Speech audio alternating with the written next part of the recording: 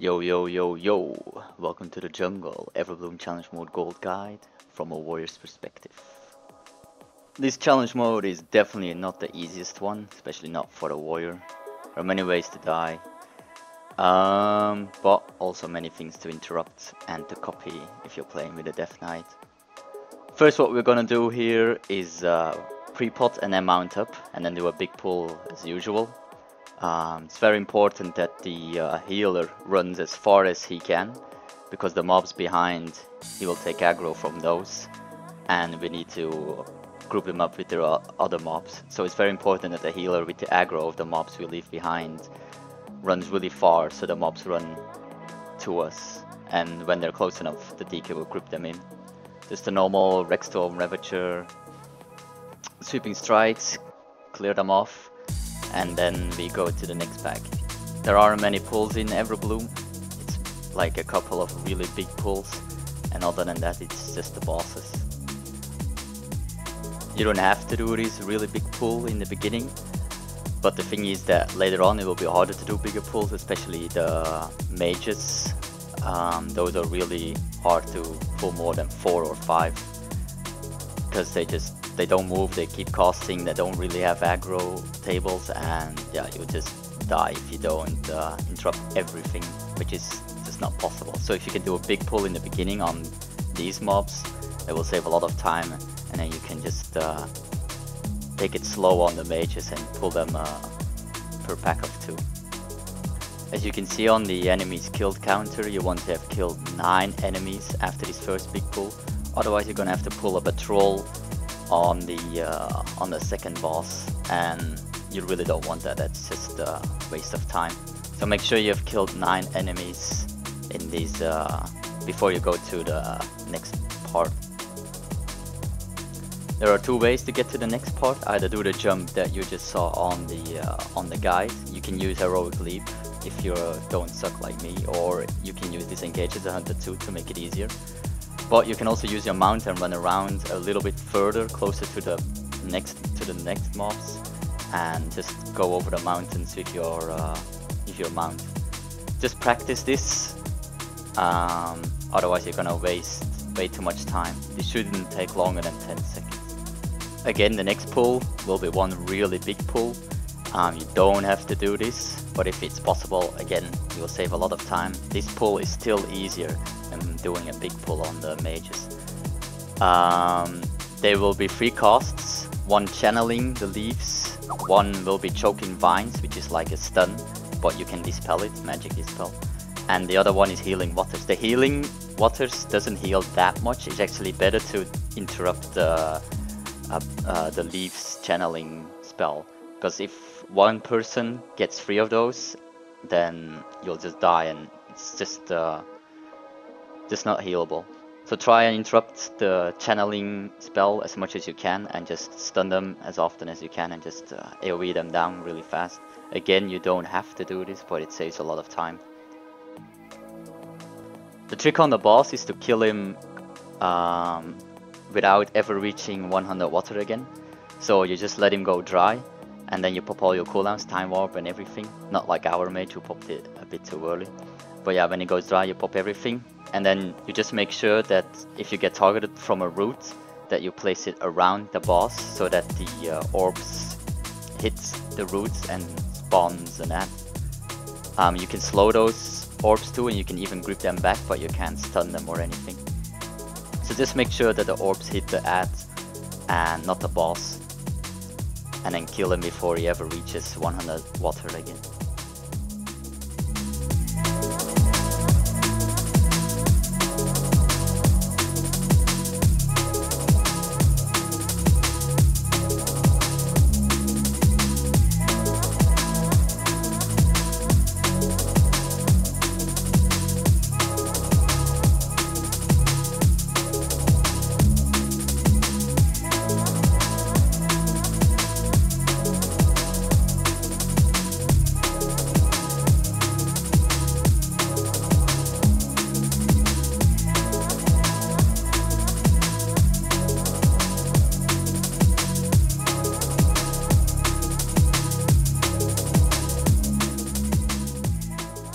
Now it's time for some more parkour skills. The next jump usually is easier.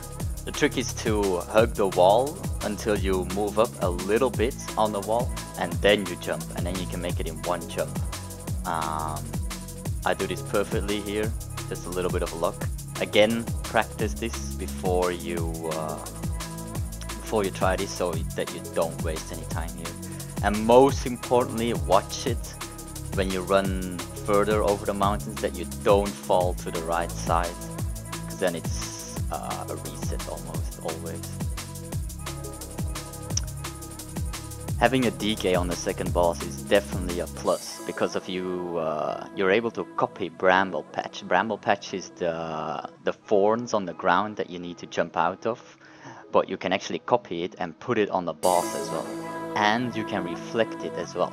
So what you want to do is you make sure the DK targets Earthshaper Telu and is ready with his copy, and then puts the Bramble Patch on Dulu, the biggest guy.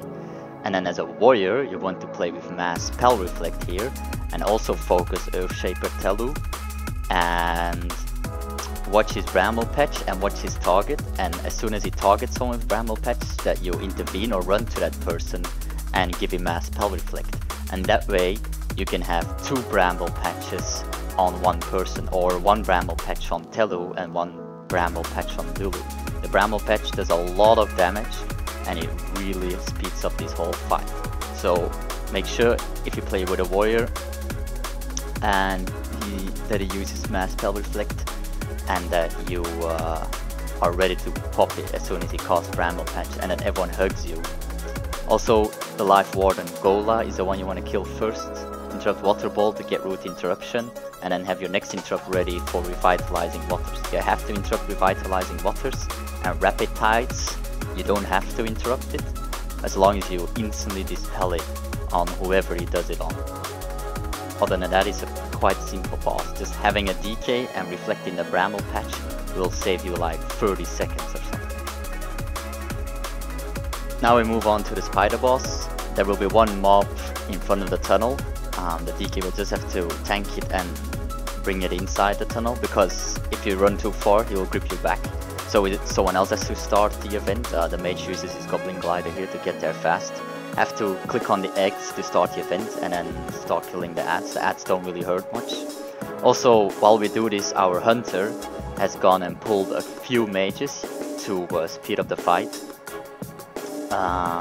We want to pull these mages to beat this event, because the event takes so long and you can actually handle more than the event spawns.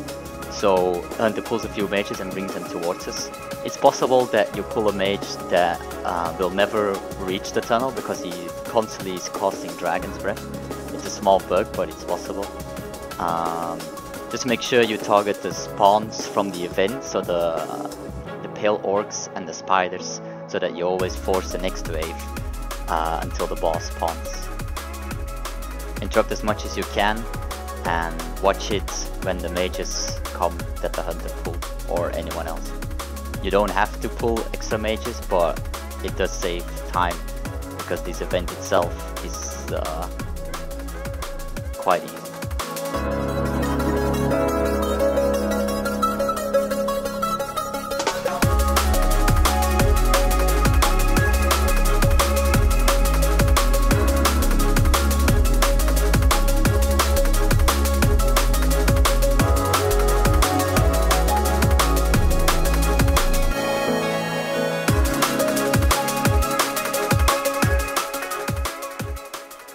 The only thing you need to know on the boss is that you can CC the pale orcs that come. So make sure that the mage and the hunter here and the druid too is ready to CC them. Just decide who's gonna CC the first one.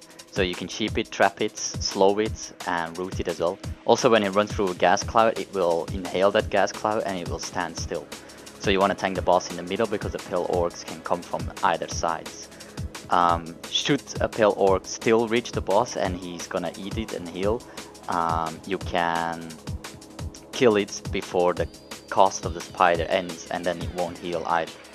So just do that, but it's easiest to CC them and just completely single target boss. Normally there shouldn't be more than 3 orcs spawned before the boss is dead.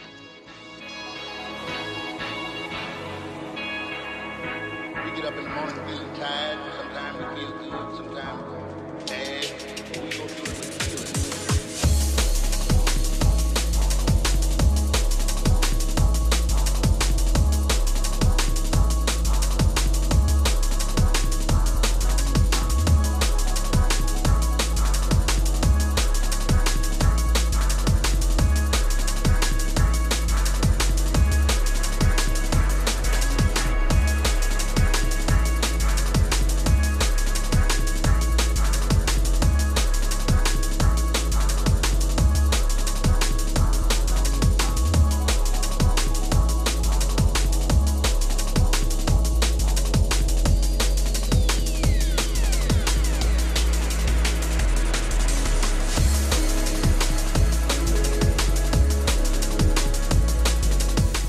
Now that we've already killed a few mages, this will be a lot easier.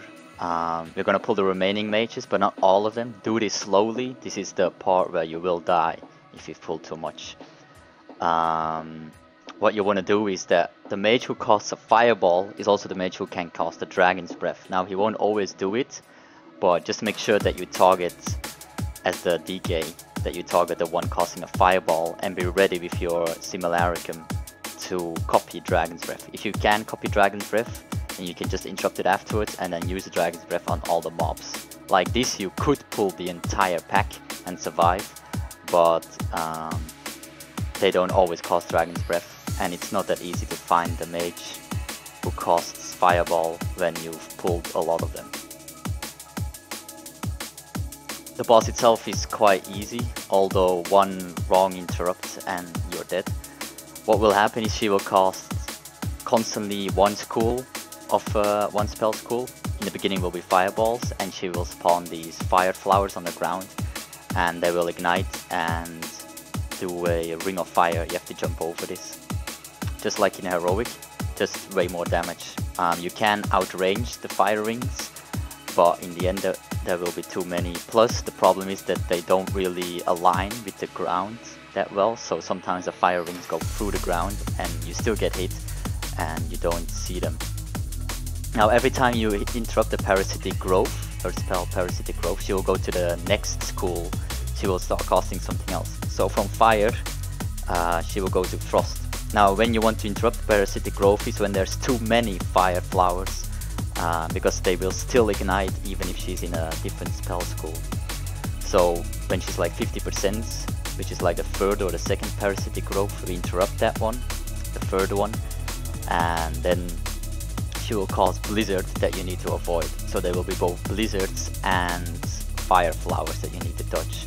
So this isn't such an easy fight, especially not for melee. Just move her a lot, interrupt as much as you can when you move her, and then never interrupt parasitic growth for the third time. If you interrupt it when she's in frost school, then she'll go to arcane school and she will start casting arcane explosions, and it's just not healable, you just die. So never interrupt parasitic growth a third time, and dodge the fire as good as you can.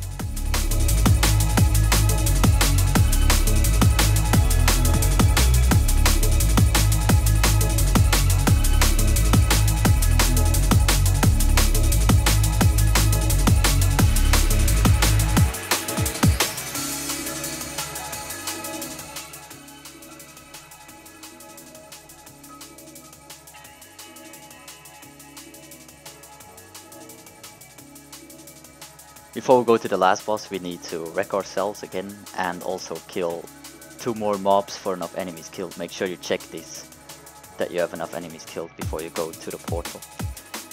If you're the one with a long loading screen, you should pot before the actual portal, because the only one who can actually proper pre-pot is the one who goes there first. So as you can see, I pre-potted now, but I was already in combat because I was there too late. Other than that, the boss is pretty straightforward. During Genesis, you just stomp the ads so they don't spawn, and the tank needs to kite the boss over the flame strikes. If you're entangled, it's like a stun, so you can blink it as a mage, you can trinket it if you're a human. And even if an NPC is entangled, you should free them too, because they do a lot of damage too. And communicate with your team who is entangled, and then just DPS the entanglement. And just keep the boss on flame strikes as often as you can. It helps a bunch. And try and not fuck up your pre-pot in the beginning. It's a boss with a lot of health, so having really good single target DPS helps.